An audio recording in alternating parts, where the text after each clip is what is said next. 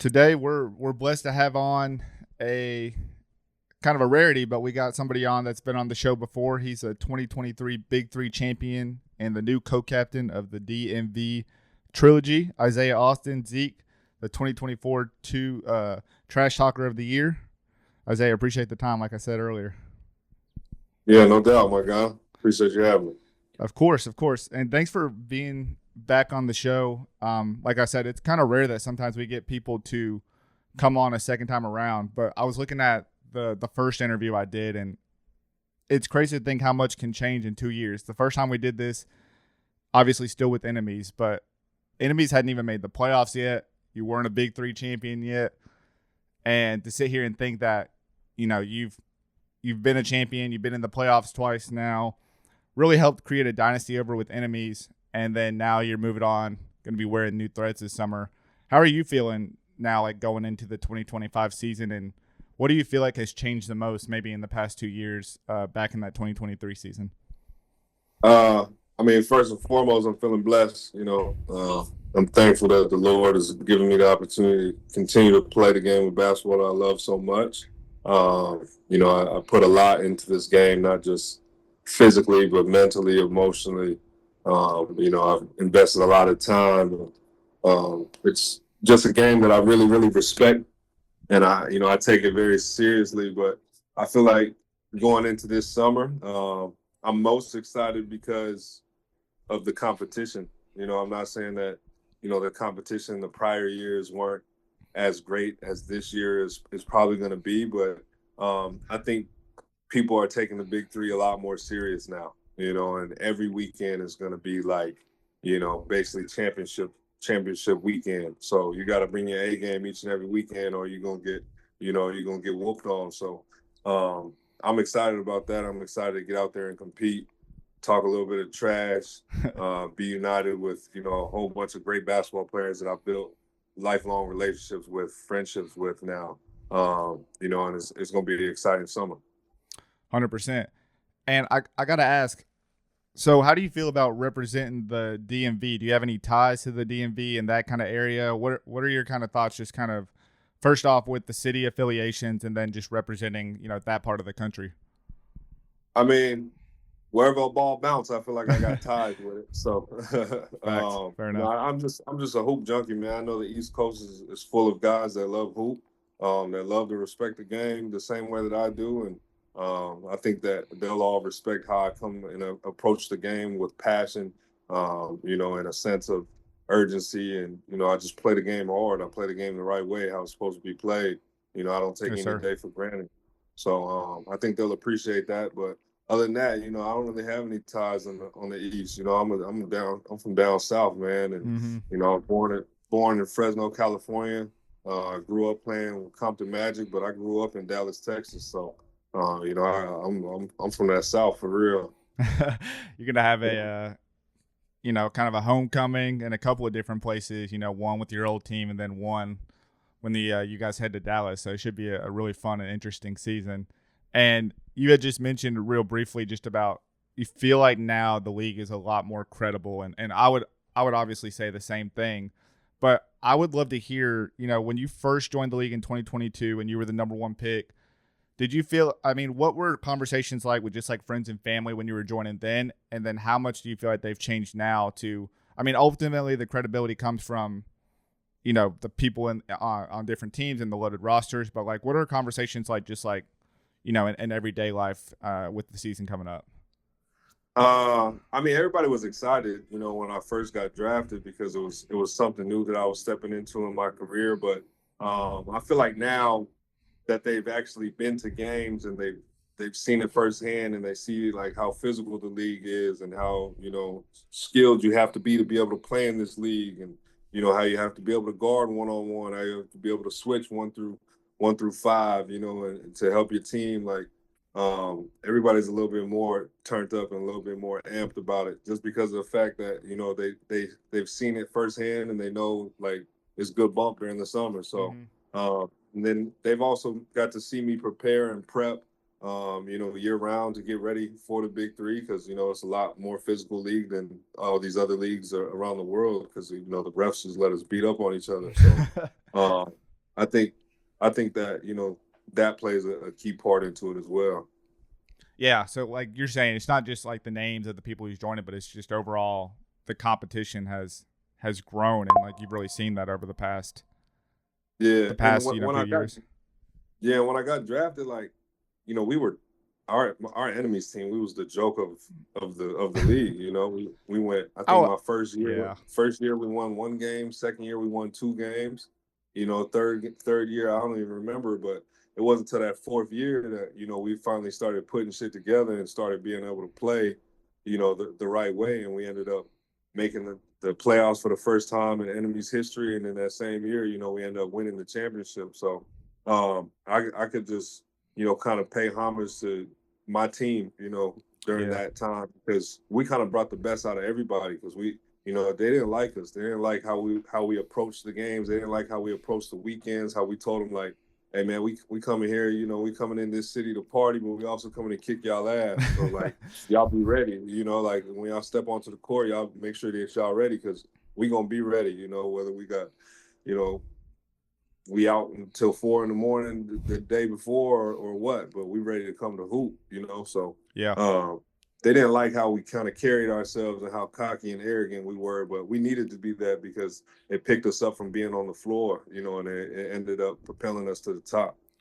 Yeah, in some ways, I almost feel like y'all changed uh, the energy and culture a little bit on both sides of the spectrum, in the sense of, as you mentioned, the first couple of years were a little rough, but and from fans' perspectives, including myself, I was thinking like, okay, whose enemies got on their team? Between you and Nick and Elijah and Jordan for a couple of years, there's a lot of faith and belief, especially from my end, that y'all were going to be playoffs team from the jump, and that didn't necessarily happen. So it kind of, in a sense, gave fans a perspective like, oh, just because people, have big prominent names, it doesn't always mean that it guarantees a championship.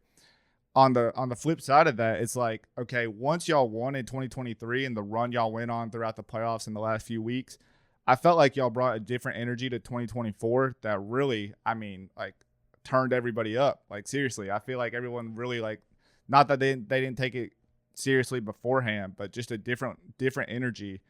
At least for me, when I went to games live or when you're watching it on TV, and even in some of those bring the fire moments. So I think it's just a cool part of history that you're a part of, and to be honest, I was sad last year when you had mentioned that it was going to be your final season.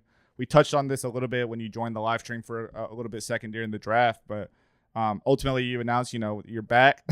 You're part of Trilogy. I guess, like, originally, why did you decide to retire? If you can expand on that a little bit, and then ultimately, what changed to where you were able to come back this summer?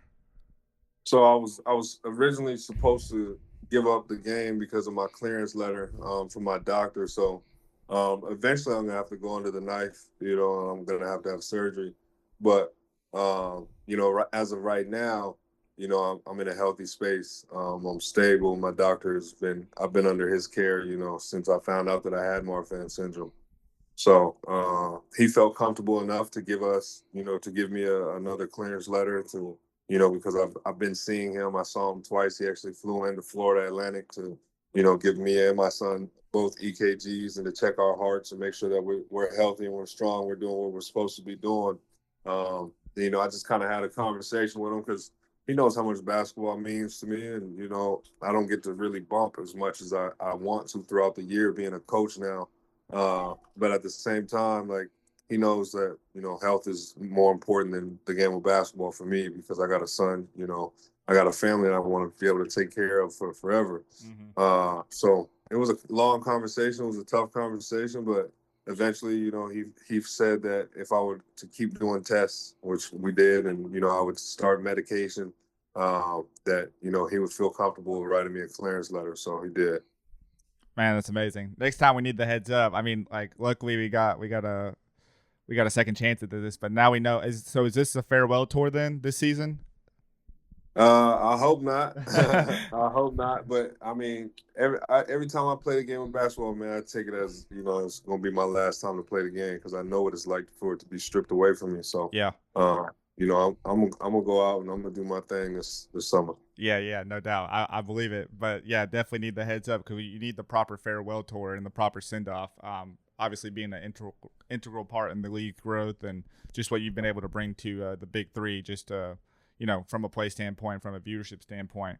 All right, let's talk about the fun stuff. I mean, I never thought I would see you off enemies, the LA Riot kind of squad, but if there was ever a team you were going to go to, this one makes the most sense, like, to be real. So I guess first off, when you first came back, I'm assuming you thought you were going to be in the draft pool. What were some of those conversations like, and when did you know you were going to be with Trilogy? Um, I kind of knew early on, like the first or second day that I got cleared, and I had talked to Clyde and everybody. Stack had kind of, just told the league that he wanted to pick me up, and then I was hearing, that I needed to get into the draft pool, so I signed up for the draft combine and all that. I wasn't gonna attend it, I'd already been a number one draft pick, so I For was like, sure, yeah. ain't no choice, ain't no point of that. But I think that just because of the run that I've had in the Big Three. I'm a two-time All-Star. I'm a champion. I got Trash Talker of the Year. I led the league in blocks three times. So I just felt like my resume kind of spoke for itself. And then Stack seen that I got cleared, and he kind of told me that I was just gonna roll with them. So that's just what it's been. Man, that's amazing. And I think too with Trilogy, I mean, you can tell that the approach was different. Last summer they were willing to take a couple chances on people with a new co-captain, new players into the league. This year, obviously they had Flight 2 is kind of on his own farewell tour. But he's earned that over the years he's played and the championships he's won. This year, obviously, gotten to a lot of guys who have had a ton of experience in the Big Three. First off, there's a lot of shit talkers on this team, man. I don't know if all of y'all are going to be able to win Trash Talker of the Year. You've won it. Stack's won it. And then obviously other guys on the team could, probably have been up for the running at some point. But after the draft, you guys draft DeJuan Summers, who's from the DMV area, which is pretty cool. And then draft Frank Nitti, a bunch of dogs on this team. What do you think of the makeup of this team? What do you like about it for you guys potentially, help Trilogy win a fourth championship in the league this year? I mean, I just think that, with me, Briss got a championship. EC got a championship, D Summers, he former NBA guy, and then Nitti, Nitty's already been stamped. He was the captain for 3 years in the Big Three. So I feel like just people got to be aware of us. Just know that we're gonna go out there and play hard, and I like Stack being my coach because he ain't gonna tell me to calm down. He gonna just let me talk. He gonna let me talk to the refs. He gonna let me talk to the fans, players, whoever it is. He gonna let me be in my element. So I just I'm thankful to be a part of this organization. It's gonna be fun. Man, yeah, it's gonna be really cool. Yeah, he's not gonna be the one to tell you to stop. He's gonna be the one behind you, also barking at the refs and anything goes wrong. So yeah, I'm sure you got a lot of guys behind you. And one thing I really, Trilogy obviously had a weird year last year, like starting the year 0-4, and then ultimately somehow making it all 8 weeks and finishing the season 500. But one thing this team did really well was play defense, even if sometimes the numbers didn't show it. And they blocked a shit ton of shots, which is something that you're pretty good at. Obviously, being a blocks leader 3 times in this league, it feels like this could be the year that record is broken, the one that Amari Stoudemire set in 2019, and you could be the one to do it. How do you feel just about this team's makeup, like from a defensive standpoint, and potentially, maybe able to conquer that record? Defensively, I think we got one of the most versatile teams this summer, just because Zane's such a big guard. Myself, I'm big. Summers big, and then EC's big as well, and Nitti, he's like a gnat, man. Like he gets a lot of steals, you know what I'm saying? Like his hands is fast, and he gonna play hard. So I feel like we got a great opportunity to be an excellent defensive team, and if you play defense, you know what I'm saying, shots is gonna fall. So and I plan on trying to break that block record, man. I would have broken my first 2 seasons, but we only played 6 games because we kept getting cut early because we couldn't win no games when I was with the enemies. So, if I get 8 games, then I know I'm going to get it. No, 100%. You had 12, I think, 2022. Yeah, 2022, you had 12. The record's 14. So I think, definitely doable this summer. And just from forgot where I was going with that. That's what I was going to say. But yeah, from a defensive standpoint, I really like this team. That's solid as well. And also something that's changed, I guess, from the past few years and this year is obviously you have a little bit of coaching under your belt, coaching at FAU. Does the way you think about the game and the way you're preparing for the game this summer change a little bit, just in terms of now that you've been a coach and, you've been on both sides of the spectrum? Yeah, man, it kind of like awakens almost like a third eye, for Mm-hmm. you. And I think Flight could probably even, talk more about that, just because he's been with the T-Wolves, for 3 seasons. It's just your preparation is a little bit different. You kind of pay a little bit more attention to a little bit more details. You kind of know the importance of, watching film and studying players and knowing personnel and things like that, tendencies. So, that's going to carry along with me during this summer for sure. Like I mentioned earlier, I never thought I would see you on a team that's not the enemies, now the Riot. I'm sure it's a game, that you're probably excited for, and I'm sure there'll be different emotions as we get closer. Of course, they push it back way back to week 7, so potentially potential, game that you guys are fighting for the playoffs in. Is that a game that you have circled on your calendar, or is there anybody that you're excited to go against this summer with the teams being so stacked like they are? If they wear socks and shoes, I'm ready to lace them up with them. I'm ready to line whoever up. Whoever wears socks and shoes on the basketball court, I'm ready to line them up. So that's the only people I got on my list. Nah, it's understandable. It's gonna be an extremely fun summer. I gotta ask, is there anything that you're just excited about this summer in the league that maybe you didn't get from the league in like previous years, just with it being like city affiliated and then less teams this summer? Anything that you're like excited about that's a little bit different this summer? No, to be honest, man, I think the most exciting part about the Big Three is, the basketball community really comes together to support Cube and what he's done for us. Like, he's given us a platform to be able to go out here and play the game how we want to play, to, shout out our culture, shout out our backgrounds, whatever it is that we bring to the game of basketball, Cube lets us highlight it. And I feel like you don't get to do that in a lot of other leagues around the world. You kind of have to sit back and be silenced. But Cube wants us to stand at the forefront of it. He wants us to, be outgoing, to be outlandish, to be just the players that we are. Because at the end of the day, our culture created the game of basketball, and that's how it is right now. And that's why the game of basketball is so elite now. But just to be able to be around all the different eras. You got the Dr. J's, you got the Lisa Leslie's, the Nancy Liebermans, you know what I'm saying? And then you come back, and then now you got Michael Beasley's, and you got Jeff Teague's, you got Lance Stevenson now, Dwight Howard, Nick Young, Jordan Crawford. It's just all the eras of basketball get to meet up in one space. And, I'm excited about it because at the end of the day, I grew up just being a hoop junkie, and I was a fan of basketball before I was an actual player. So, for me to be able to be around all these wonderful people, man, and all these legendary people, and just to listen about their journeys and hear about their journeys and actually be a part of it as well in one chapter of their story is an amazing blessing. I was going to say, you couldn't have said it any better. I mean, to put it in the layman's terms, like, this is the league, as JC says. So I'm excited for you this summer. I got to ask, are you sticking with number 21 in the New Jersey? You rocking a new number this summer for a new era? Yeah, I'm sticking with that 21, man. Okay.